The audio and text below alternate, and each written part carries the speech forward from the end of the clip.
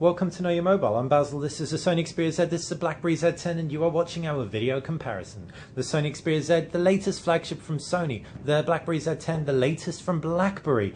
The BlackBerry Z10 is a first to pack BlackBerry's newest OS, BlackBerry 10, unsurprisingly named. The BlackBerry Z10 is also the first full touchscreen phone from BlackBerry to run Quinix. Quinix is the same operating system that was found on the Playbook. The Xperia Z, however, is a much more tried and tested formula. It's a Sony phone running Android, and it is a gorgeous Sony phone. Full HD display, quad-core power. There's very, very little bad to be said about this from the offset.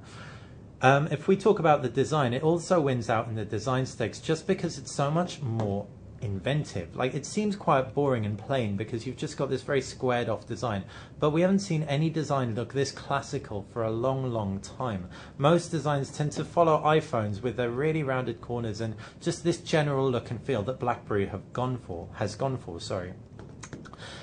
In terms of buttons and ports, all the buttons and ports on the Sony Xperia Z are under flaps. That's because it is weather resistant, waterproof resistant, up to a depth of 1.5 meters for 30 minutes, and indeed dust resistant as well. That's why the micro SD card slot on the left is under a flap, as is the 3.5mm headphone jack up top, micro USB port, micro SIM tray, and that's it. They're all the flaps. On the reverse is the 13 megapixel camera.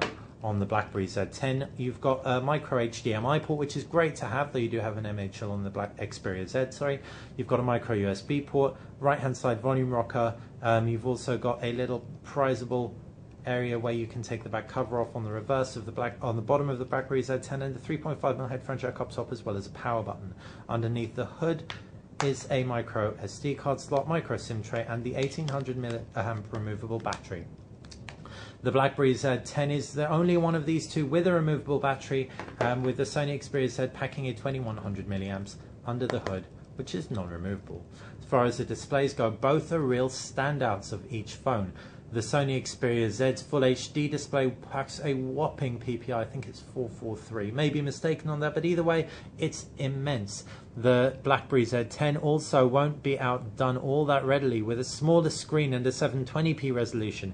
It looks fantastic, both perfect for movies. The BlackBerry Z10, given the fact it's smaller, sits much less imposingly in the hand, and it does actually feel more comfortable. As much as we love the design of the Sony to look at, the sharper corners do dig into the heel of the hand ever so slightly more. So if you do have smaller hands, you would definitely prefer the BlackBerry Z10. If you have larger hands, you might be able to accommodate the Sony Xperia Z. And the screens, the Sony Xperia Z wins out based on its sheer size and pixel density. And that's, like we said, the BlackBerry Z10 is gorgeous, both perfect for movies and consuming media upon.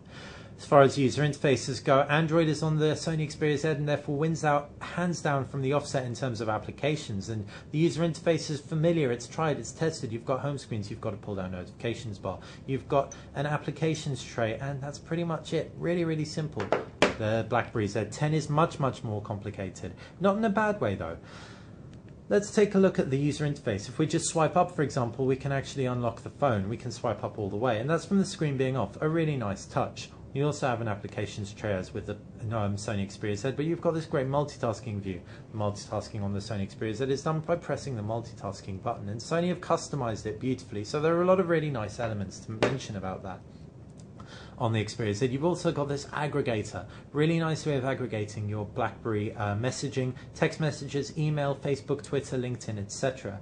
That's, I suppose, represented in the notifications bar up at the top of Android, which pulls together all your notifications. However, it isn't quite as cohesive, as unified, as tightly integrated into these social networks as BlackBerry's hub is. All in all, we're really impressed with RIM on this one. Sorry, BlackBerry. BlackBerry has managed to pull out something really innovative out of the bag. The Sony Xperia Z looks beautiful, the design is beautiful, the user interface beautiful. The fact you can customize your themes so heavily, again, is something we really like. For example, if we just jump into themes and we select this emerald green version, we can see not only has it actually customized the background, it's actually gone and changed all our highlights, and it's even pulled in a really complementary wallpaper into the scene. Right there, how gorgeous is that? But in terms of actual core functionality, it doesn't innovate all that much when compared to the BlackBerry Z10. Which one's right for you? And for anyone who needs to be connected 24/7 all the time, either will do you good. The BlackBerry Z10 is for the geek in you, the one who wants to really try this new OS out. Whether it's going to fail or win out in the OS battle is really anyone's game. We can't say for sure, but it certainly has impressed us no end. The Sony Xperia Z is for people invested in the Android ecosystem in terms of UI. If it works, and it really does just work, there's no doubt about that. It's considerably more stable than the BlackBerry Z10 without BlackBerry crashing on us quite a few times. But like we said, both are beautiful, beautiful choices. Innovative, classical, can't get much better than that. Moving on to the cameras of both devices, 8 megapixel on the BlackBerry Z10, 13 megapixel on the Sony Xperia Z. Both take stonking images in great lighting. In poor lighting, the Sony Xperia Z wins out hands down. The Sony Xperia Z also wins out in terms of video, and it also wins out in terms of camera user interface. So therefore the camera on the Sony Xperia Z is just better. Moving on to power, you've got dual-core Qualcomm Snapdragon S4 processor inside the BlackBerry Z10. We had absolutely no issue with slowdown. Played 3D games, they ran smoothly, multitasked loads of applications. That it also did a fantastic job of that. The Sony Xperia Z10, though, with its quad-core Qualcomm Snapdragon S4 clocked at 1.5 GHz, does win out on the sheer power front because the games look sensational. With the Android App Store being on there, you've got a much wider range of games, and they play back beautifully. Both devices get quite hot, though, especially around the camera mounts and in pretty much the same area, so maybe that's something more to do with the Qualcomm Snapdragon S4's inside. Either way, though, neither will leave you wanting in terms of power, but undeniably the Sony Xperia Z packs more of it. In terms of memory, both are very, very similar. 16 GB internal with microSD expandability, so you can up them both by an additional 64 GB, which is hugely, hugely impressive. Battery life is the only real final one, and again, they're both pretty comparable. 1800 milliamps, 2100 milliamps. The BlackBerry Z10 is maybe a little bit better. Neither impressive though. Neither really going to last a full day. We had an LTE SIM in the BlackBerry Z10, and it would die by about 6:30 p.m. In the Sony Xperia Z, it was a little bit more feeble, to be honest, if we use the screen a lot. And indeed, we wanted to. The BlackBerry Z10 is really great. You can like open up an application, just glance into your messages, and then you're done, and you can switch off the screen pretty easily. We felt with the Sony Xperia Z10 there's so much on there, so much rich content. We were constantly thumbing through our RSS feeds, just using it, watching movies on it, taking pictures with the camera. It's considerably richer in terms of what you can potentially do thanks to the Android App Store being so much more developed, 3D gaming as well. So we rinsed the battery on the Sony Xperia Z10 in no time flat. One great thing about the Z10 is it does ship with this gorgeous charging dock.